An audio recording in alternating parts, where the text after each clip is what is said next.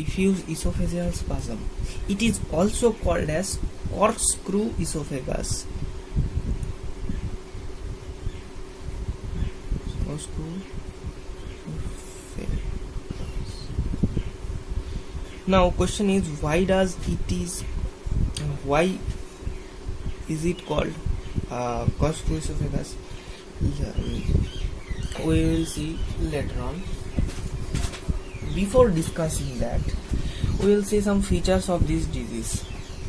It is a hypermotility disorder of esophagus.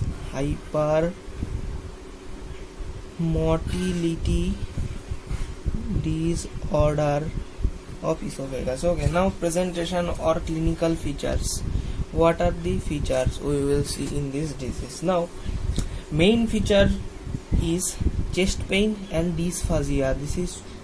These two are the main features, chest pain and dysphagia. These two are the main features. Okay, now most common symptoms.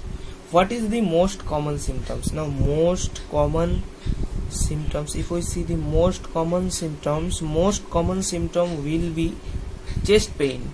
But it is which kind of chest pain? It is intermittent chest pain, that is non-progressive chest pain.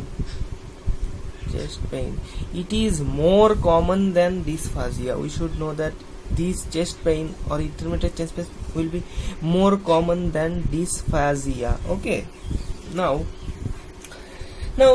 chest pain mimics some diseases. Okay, in some disease like angina, or you can say coronary artery disease. In these diseases there will be also feeling of chest pain. So it may mimics, that is diffuse esophageal spasm may mimics the chest pain of angina or coronary artery disease.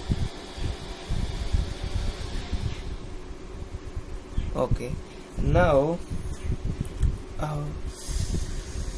squeezing pressure in the chest, or you can say the chest pain, also refer to other parts. Okay, suppose this is a person,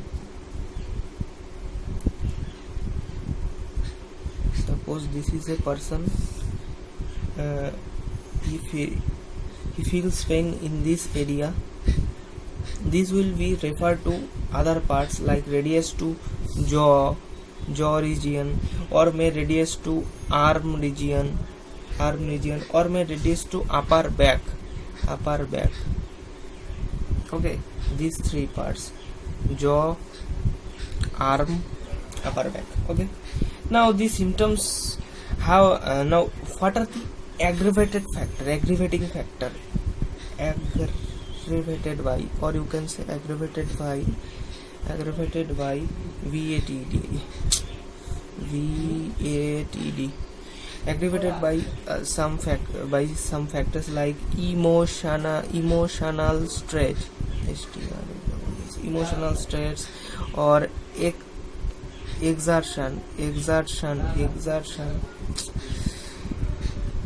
exertion, which is related to eating,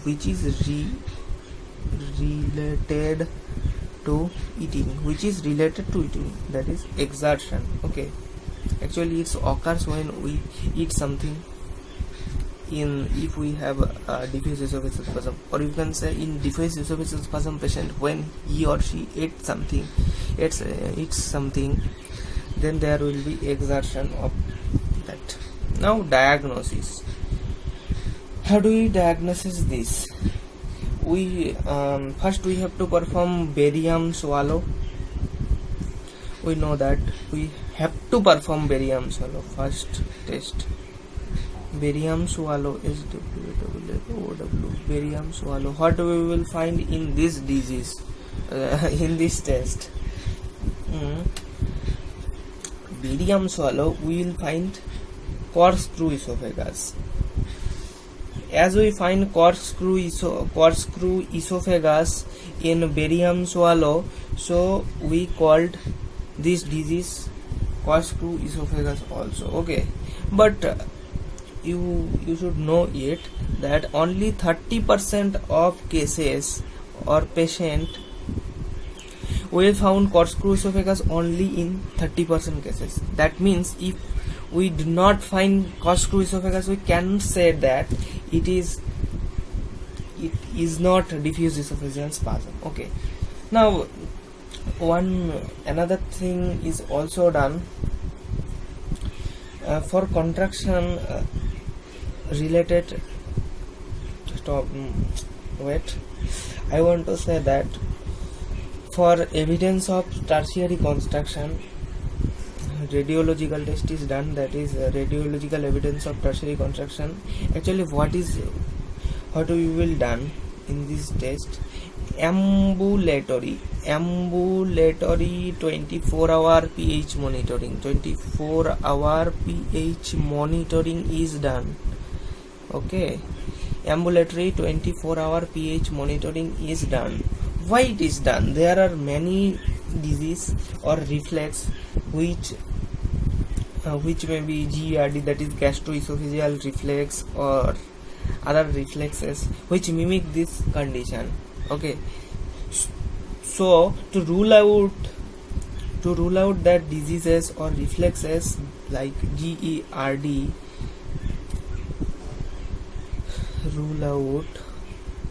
we perform ambulatory pH 24-hour pH monitoring.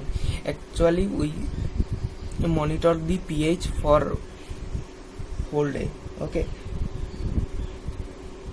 Now we should know that GERD also non-cardiac, most common cause of non-cardiac chest pain.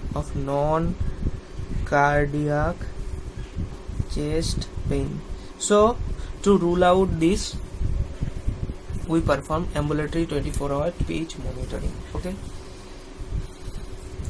Now second test. What is the second test? It will be manometry. We know that manometry. Now, actually, what we will see in manometry? In manometry, we will see something like that. We will correlate the subjective complaints with evidence of spasm. That means we will check the spasm with the subjective complaints. That means what are the complaints said by the patient? What are the complaints are said by the patient? We will correlate both of them. Subjective complaints with evidence of spasm. Okay. Now, how it is done? It is done by inducing a vagomimetic drug. That is nothing but bethanicol. Okay, bethanicol.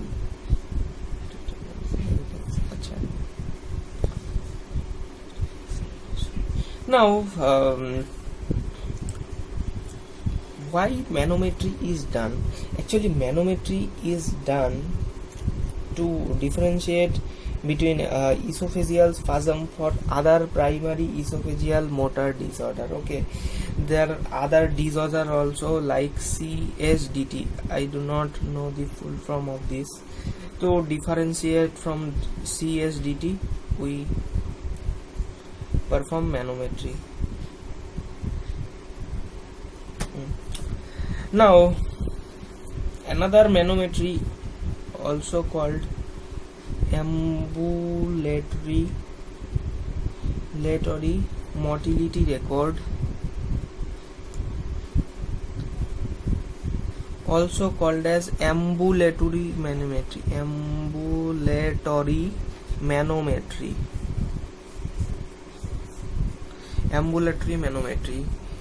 Like ambulatory pH monitoring, here ambulatory manometry is also done.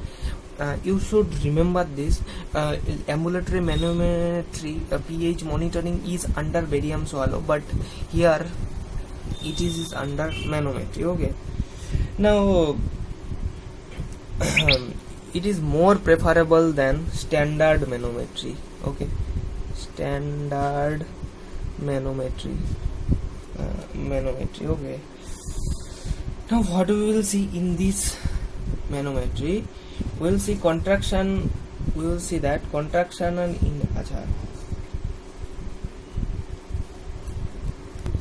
now why it is more preferable than standard manometry, because as contraction are intermittent, contractions are intermittent and normal peristalsis is seen in between. Normal peristalsis is seen in between. Okay. Now ambulatory manometry is the single based investigation. So ambulatory manometry, it is single based investigation. Okay, single based investigation. Now its sensitivity is about 90% and specificity 100%. Okay, now rather than esophageal spasm, we also called it as like corkscrew esophagus, or you can say rosary esophagus. Okay, corkscrew esophagus or rosary esophagus.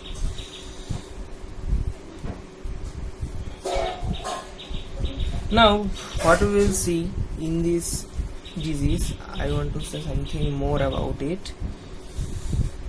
Actually below the aortic arch, below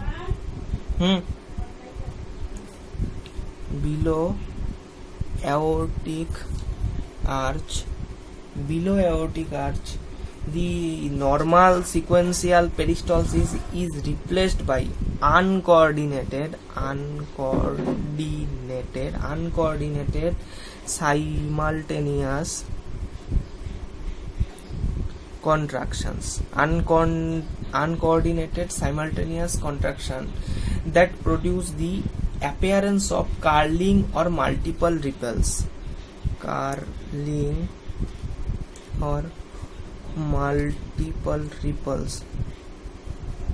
Okay, in the wall or saculations and formation of pseudo diverticula, that is corkscrew esophagus. So it is called as corkscrew esophagus. Curling or multiple ripples in the wall of the esophagus, or sacculation or pseudo diverticulum formation in the esophagus.